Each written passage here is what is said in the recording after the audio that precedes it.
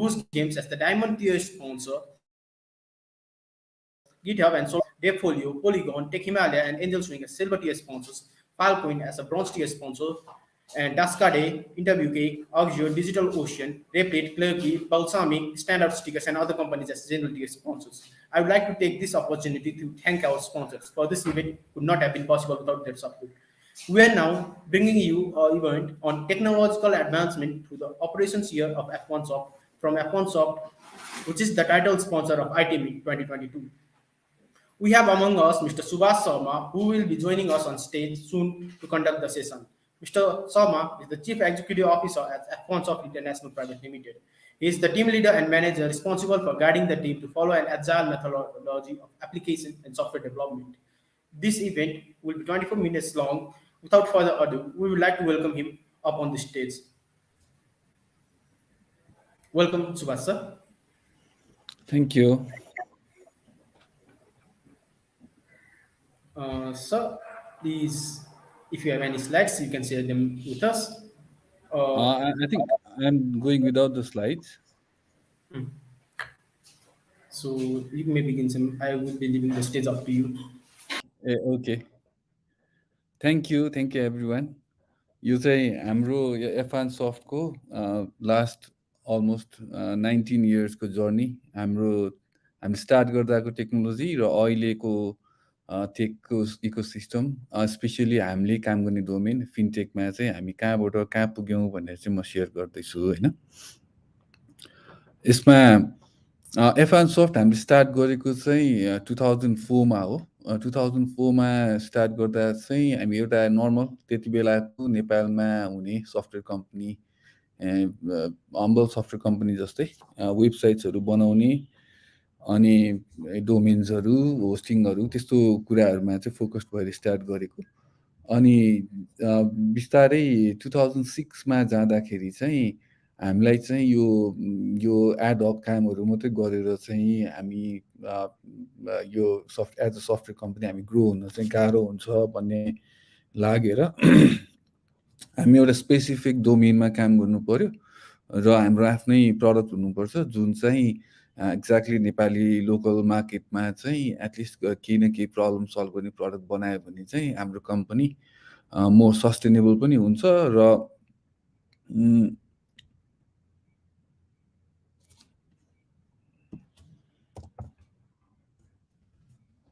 since the organizers have requested me to actually give it in English.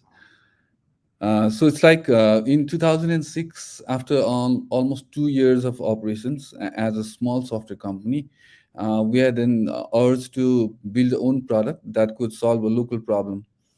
So at that time, we had no idea of which field that we're going to work on, of which industry that we'll be catering to. So what came to our after discussion with our team, what we felt was I think it has to do something with telecommunications and banking.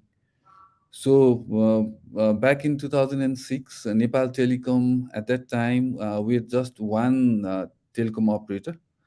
And Nepal Telecom had just come up with a service called value-added service. So if you remember, it used to be a SMS generated. It's a SMS application or a SMS system that the number would 4-digit number, and we'd be sending various value-added services through these numbers. So some of the companies at that time were working with these jokes, calendar, even load-shedding schedules at that time. And we wanted to do something different. So what we did with our first VAS service was do a transaction alert service with the banks. So at that time, prepaid phones had just started, and then the banks, there were lots of banking license being distributed at that time. So there was a huge competition with among the banks to actually go for a new service or start a new product. So I think we saw our prospect in that domain, and then we started with transaction alerts. So every time a customer would perform a transaction from his bank account, we'd be responsible for sending the transaction alert to his mobile phone. That was a very new service in Nepal at that time. And then we started with one bank, and then every bank wanted that service. And then that was our formal entry into the banking sector and the telecom sector in the country. So while we're doing short codes, even short code was a used thing for a locally grown company doing just starting a service in Nepal at that time. And then we wanted to grow on that model. And then one day came across a problem of payments, and we thought that we could do something in related to payments. So we started looking for a product idea that would solve some payment problems that we faced at that time. So if you, I think most of you can relate to the times that during 2006 to 8, uh, every payment in Nepal was done in cash and in a physical presence. So you had to do a mobile top up. You had to go to a nearest shop to buy these recharge cards. If you're paying your telephone bills, you'd be going to a telecom office. And if you're paying electricity bills, you'd be going to a um, uh, any counter. So people were investing a lot of time and a lot of effort on paying these bills. So we thought we'd solve this problem. So we came up with a product called eSeva. So with eSeva, we'd allow customers to recharge their phones from the website itself, from the portal itself. And we had a few popular services at that time. So you could pay school fees, internet bills, yeah, and you could even buy airlines tickets. And out of all this service, only airline ticketing was performed in real time, and everything else was done uh, in a mixed model, online and offline. So I'd like to share how we used to do recharge cards or top ups at that time. So since Nepal Telecom did not have a proper billing system with third party APIs that we could work on, so only option they had was recharging through recharge cards. So in our initial days, what we used to do was buy these recharge cards from the market, scratch them, input all these pins in an Excel sheet, and then upload it into our system, and then customers could buy them online. Same with NEA bill payments.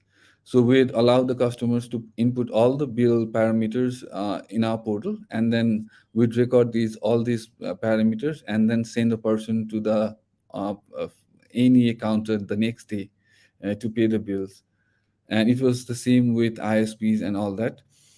So what happened after that was that more and more people started using our service, and then the telco, Nepal Telecom, felt the need to come up with a real-time billing system integrated with payment APIs.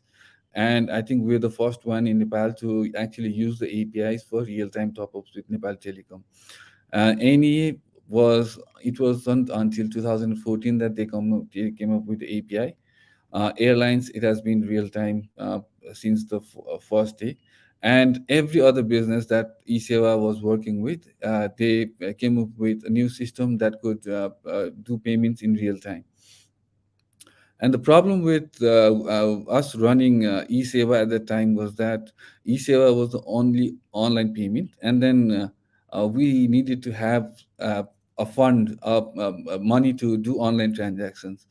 And since not many banks at that time had internet banking, if I can remember it correctly, in 2006, only two banks had a proper internet banking where you could do real-time fund transfer, and that too within the same bank.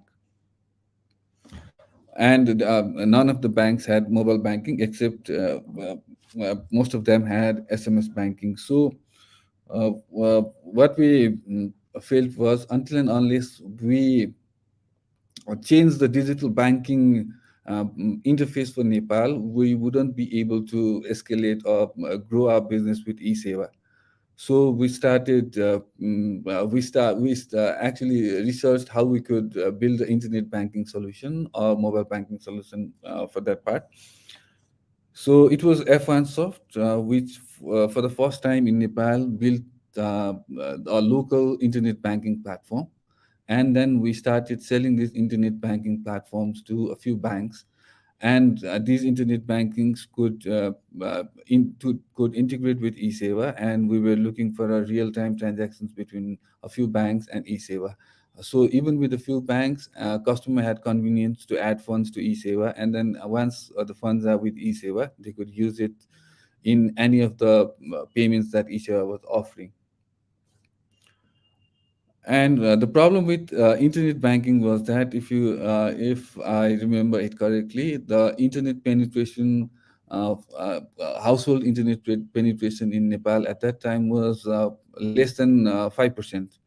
So even if we add multiple services, the access to internet was a rare thing in Nepal. So we needed to find another way to reach out to a bigger population.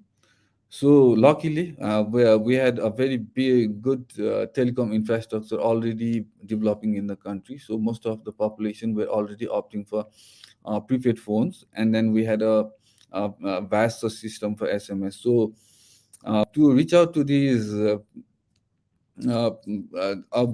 bigger number of the population, we started developing SMS banking application. So SMS banking is nothing like a modern mobile banking. It used to be each bank was assigned a four-digit short code by a telecom, so customers could send SMS syntax in these short codes to perform transactions. So if a customer wanted to know his balance, it would be a pin code space BAL and sent to a certain short code, and then customer would receive a reply with the actual balance in his account. So with the same approach, we tried to do transactions as well. So you could top up your phone, pay your bills, everything with a SMS syntax. So if you wanted to top up your prepaid phone, it was like pay NT, mobile number and amount. So it was like everything was syntax based, and it also has a challenge. So if we look at uh, the mobile uses, mobile phone at that time was used just for voice calls, and SMS was popular just among the urban youths. So a normal active Nepali aged 25, 20 to 30, yeah, he was just used to doing voice calls. So the SMS syntax, though it was convenient or not that convenient, but it was instantly available. We didn't have too many customers opting for the service. So in during 2009, this Nokia phones came with a Java enabled platform. So you could actually do a Java application and then install these applications in a phone, and that made a lot of our work easy. For example, after we had an application in a Java phone, that used to be a bar phone. So once we put it in a Java phone, the customer did not have to uh, remember the syntax. It was done in the application. It was handled by the application itself, and even the SMS was sent by the application. So it also had a problem since we had Nokia was one vendor for these phones, but even with Nokia handsets, we had device dependencies in these Java applications. Some Nokia phones had keypads, some didn't have, some had just a number pad, and some had touch screens. And it was a very hard job to develop an application, a single application to suit all these different models of phones by a single vendor. So we're running through a hard time developing these Java applications for different devices. So suddenly a big thing happened. We came up with the smartphone thing happened. Uh, I think we started working on a smartphone app in 2012. So even with smartphones, the problem was that internet connection, a mobile internet connection in Nepal was very rare.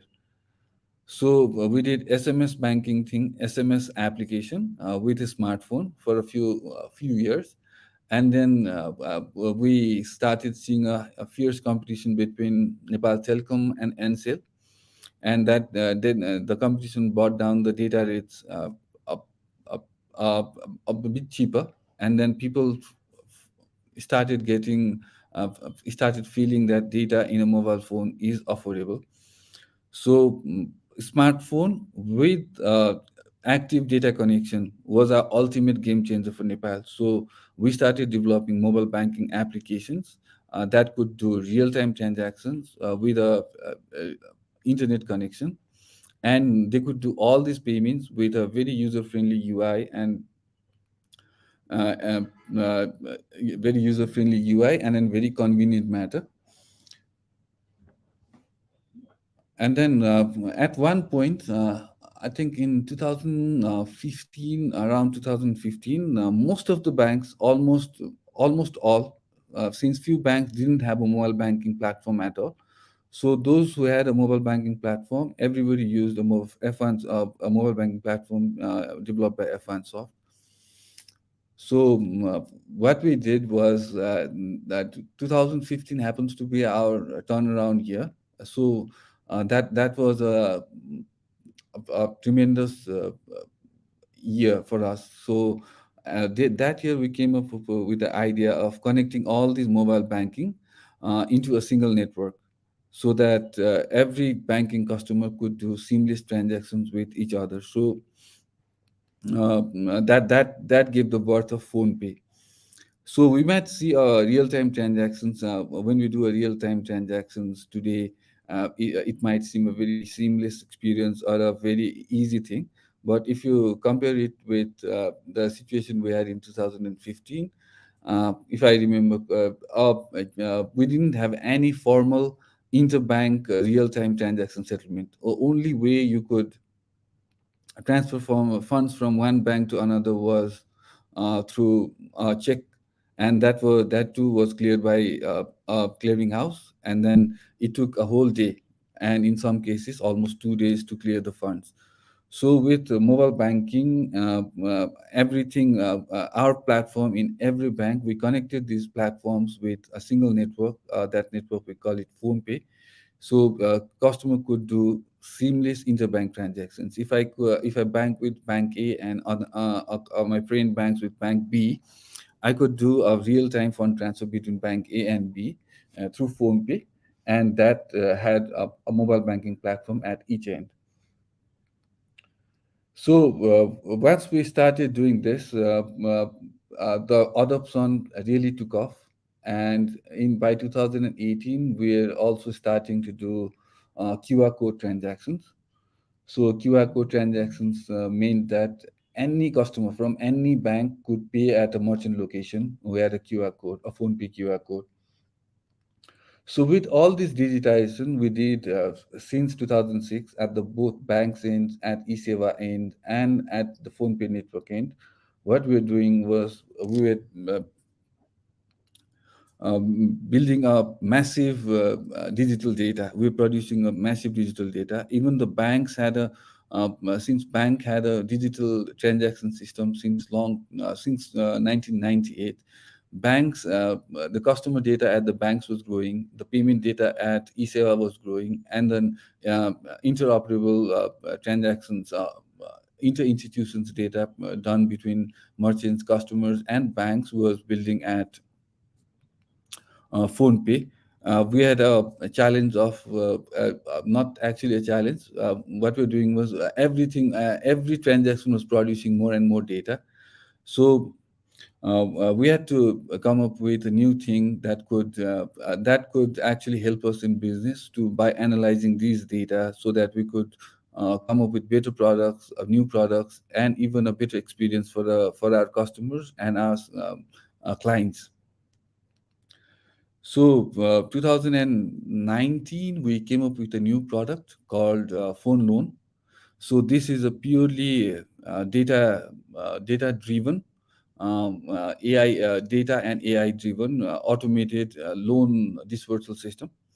So, The problem we're solving is that was that banks, everyone was saving their money in a bank account, but when it comes to lending, bank were not interested in a small ticket size loan. So if I'm saving all my salary in a bank account, but when I need to buy a bicycle or a laptop, bank wouldn't offer me a small ticket size loan. That not because bank were not interested in that business, but because the cost of processing a small ticket size loan was high for them. So it was the cost of processing a 1 crore loan and a 50,000 loan was equivalent for the bank. So we came up with a automated, data-driven, intelligent loan dispersal system. So any person with a very good banking background and a very good transaction behavior in a bank could be eligible for a short-term, a small ticket size loans. So the first use of data and AI in our application was the use of phone loan. So phone loan alone, in the last year, I think we processed more than 1 hour worth of loan through the system. And talking about F1Soft, this is how we progress through our payments and real-time transactions.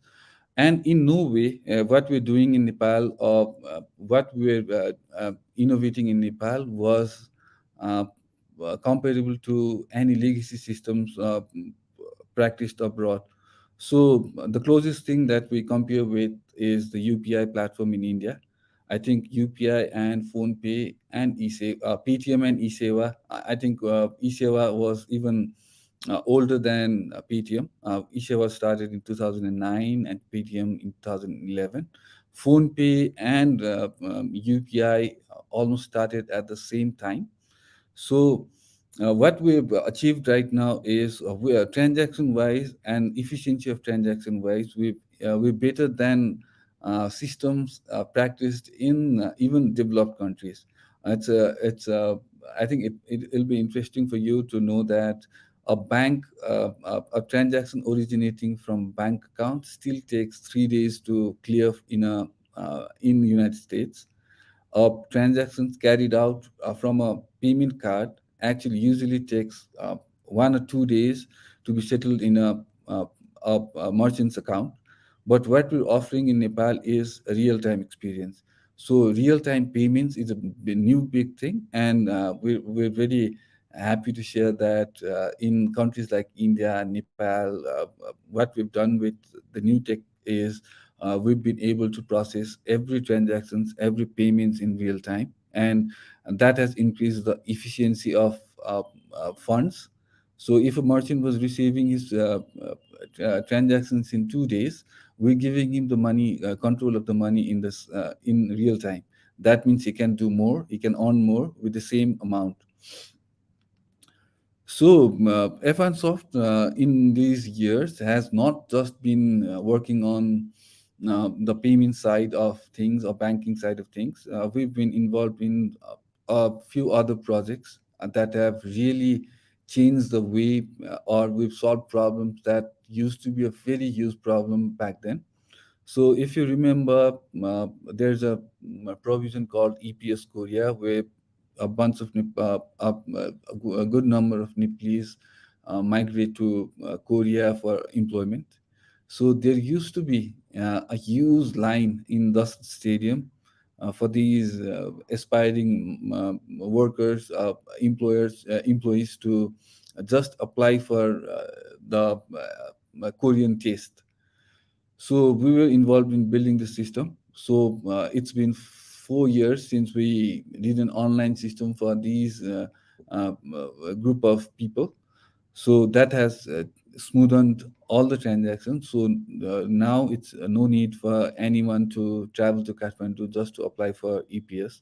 They can do it from the comfort of their house, and then even the exam centers are distributed across Nepal. So that's also a problem that we were involved in, and then we're happy that we solved it in a good way. And another project that we did was a very satisfying project that we did was um, uh, the Share application. If you were used to applying IPOs in 2000 up to 2015, I guess, there used to be huge line and in front of these banks just to apply for an IPO. And during a whole IPO, I think the record number of applications that we would receive was just 70 to 80,000. So with Merusha, we did a project with CDSC. So that was the automation of the Merusha application.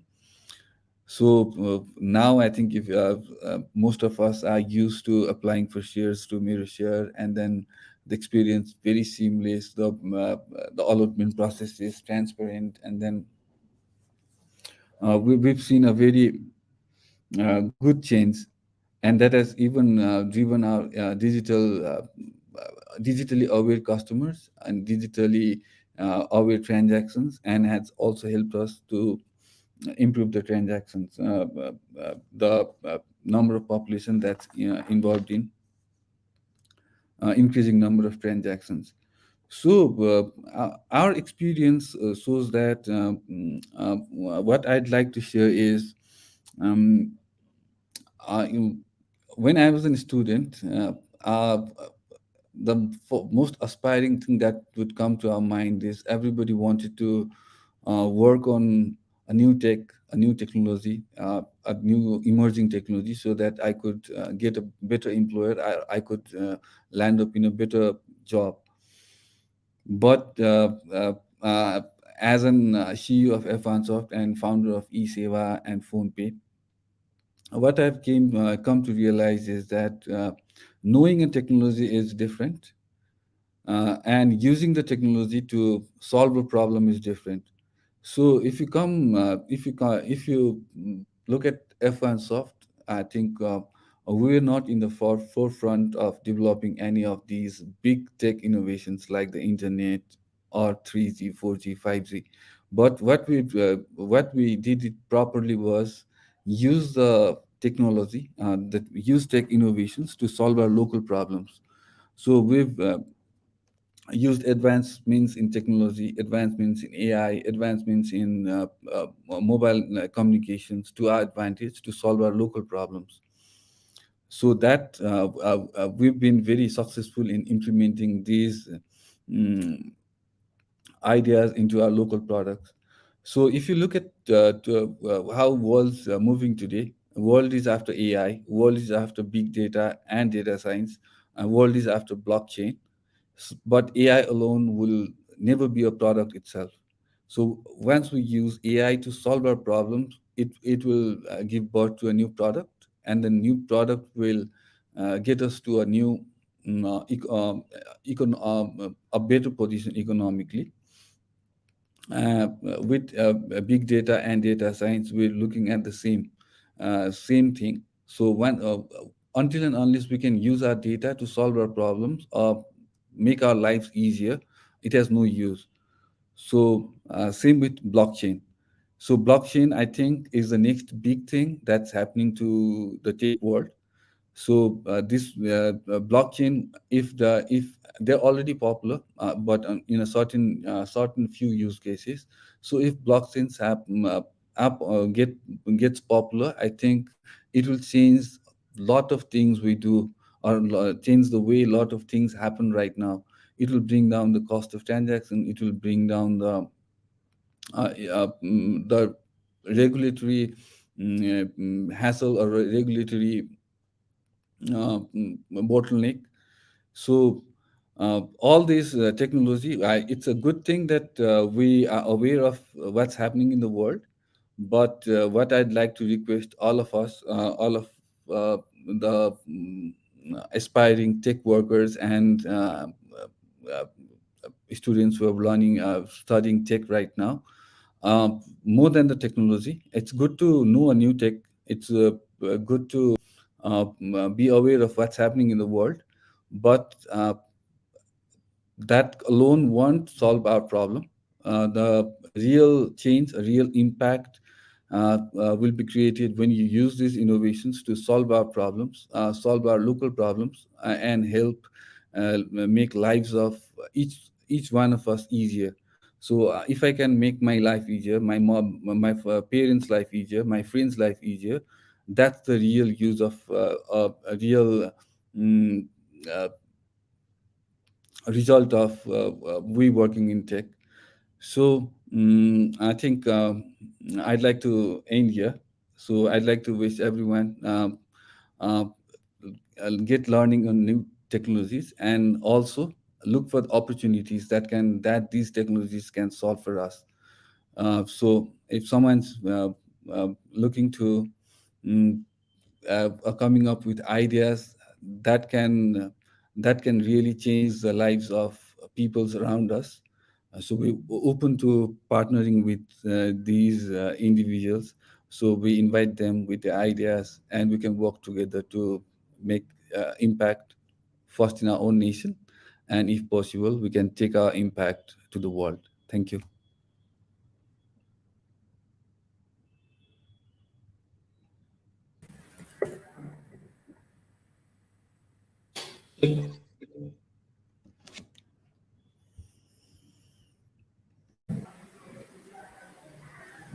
Thank you, sir, for this wonderful session. We are very grateful to have you as a sponsor to the ITMIT event, which is a pre-event as active actors the pre-event of ITMIT. We are very grateful to have you as a title sponsor for our ITMIT. Now, we'd like to ask participants to continue their hacking. We wish you luck for the rest of the event. We will be having more alternative sessions tomorrow, including Docker Quick Start and Smart Plot Cloning from Boost Games, Angel Swing's drone mapping technology. Two of the top engineers are going to join us for this session. And finally, Wives of Women in Engineering from the amazing community of Smart City. Make sure to stay tuned for those events as well. Thank you. Thank you, sir. Thank you.